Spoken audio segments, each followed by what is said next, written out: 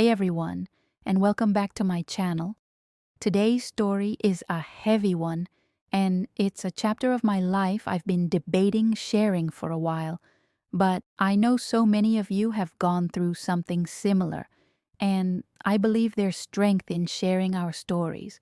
So grab a cup of tea, get comfy, and let's talk about the time my ex cheated on me with the girl he told me over and over again not to worry about, and how they just got engaged.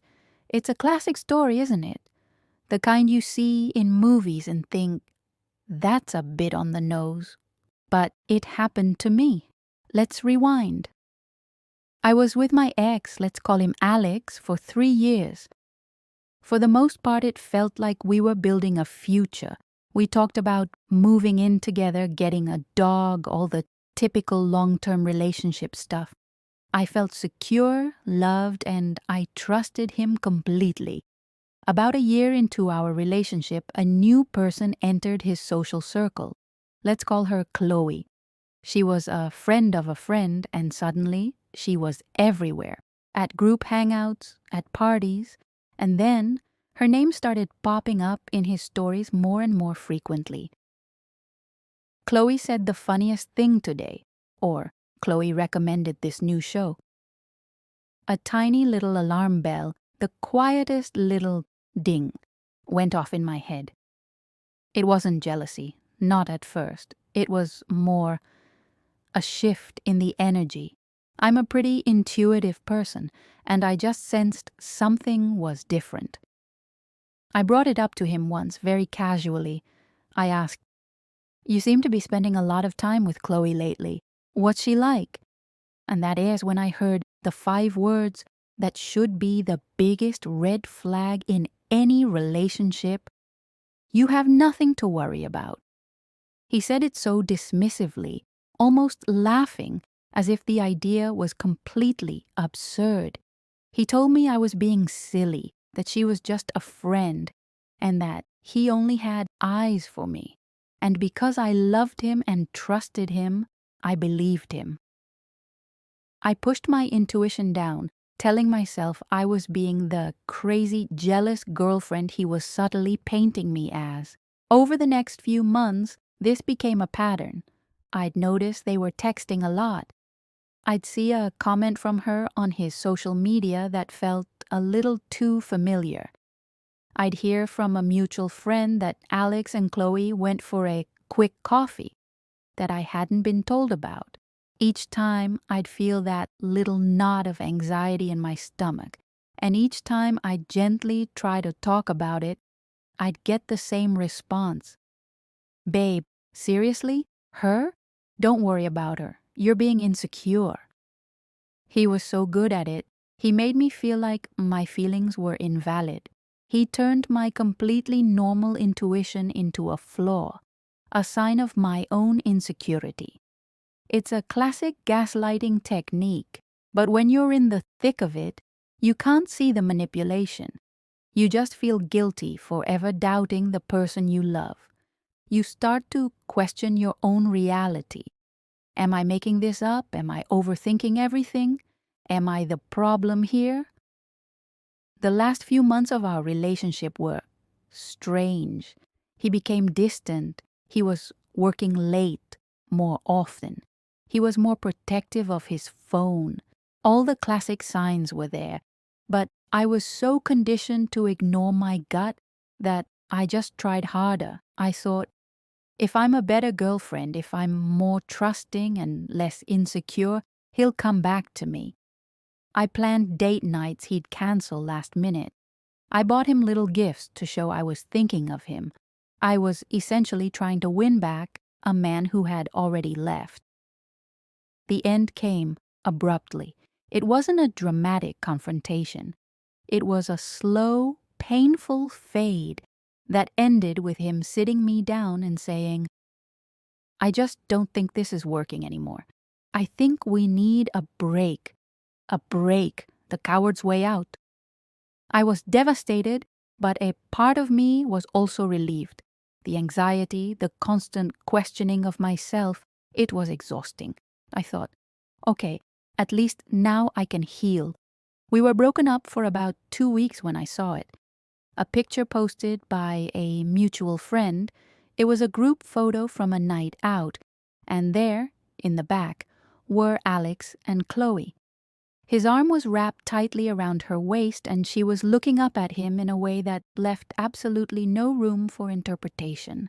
It wasn't a just friends look, it was a we're together look.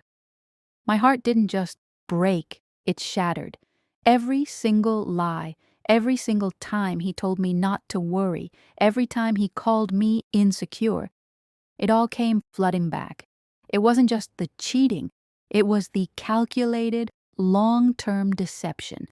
It was the fact that he made me feel crazy for seeing what was right in front of me. The betrayal was so much deeper than just a physical act. He had systematically dismantled my trust in my own judgment. I unfollowed both of them on everything. I needed a clean break. I went through the stages of grief, denial, anger, bargaining, depression. The anger phase lasted a good long while, I'm not gonna lie. I was furious. Furious at him for his betrayal and his cowardice. But I was also furious at myself for not listening to that little voice inside my head from the very beginning. Healing was not a straight line. It was messy. There were days I felt empowered and days I couldn't get out of bed.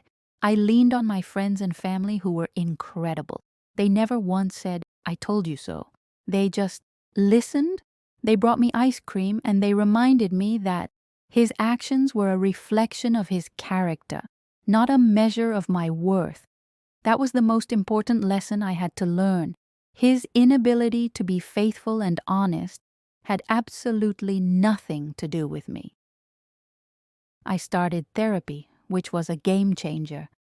It helped me unpack the gaslighting and rebuild the trust I had lost in myself. I learned that my intuition wasn't a flaw, it was a superpower. It was my internal guidance system trying to protect me, and I had been taught to ignore it. I vowed to never, ever do that again. Fast forward to about a week ago. I was scrolling through social media, minding my own business, when a post popped up on my Explore page. It was a photo from one of those mutual acquaintances I had forgotten to block. It was a picture of Chloe's hand, sporting a very sparkly diamond ring held up against Alex's chest. The caption read, "1,000,000 times yes. Can't wait to spend forever with my soulmate." And I waited. I waited for the gut punch. I waited for the tears. I waited for that familiar sting of betrayal. And you know what happened? Nothing. I felt nothing. A strange sense of calm, almost like a distant observer watching a movie I'd already seen. There was no anger, no sadness, just a quiet, profound sense of peace. Seeing that photo was the final confirmation that I had truly, completely moved on. My first thought wasn't, how could he? It was, wow, I am so glad that's not me. I'm so glad I'm not the one marrying a man who built our relationship on a foundation of lies. I'm so glad I'm not the one who has to wonder if the person they're with is capable of doing the same thing to them. As the saying goes, you lose them how you get them. And it made me realize how far I've come. The person I was back then, the one who doubted her own sanity, is gone. In her place is someone stronger, someone who trusts her gut implicitly, and someone who knows her own worth. That heartbreak, as devastating as it was actually a gift.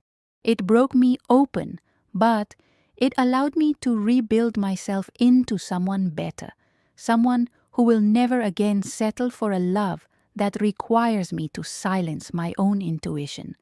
So, if you are going through something similar right now, if you are being told not to worry about someone or something that your gut is screaming about, Please, please listen to yourself.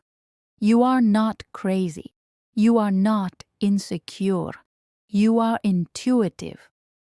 And that intuition is trying to tell you something important. Don't let anyone, no matter how much you love them, convince you to abandon yourself. I dodged a bullet, a big, shiny, diamond ring-wearing bullet.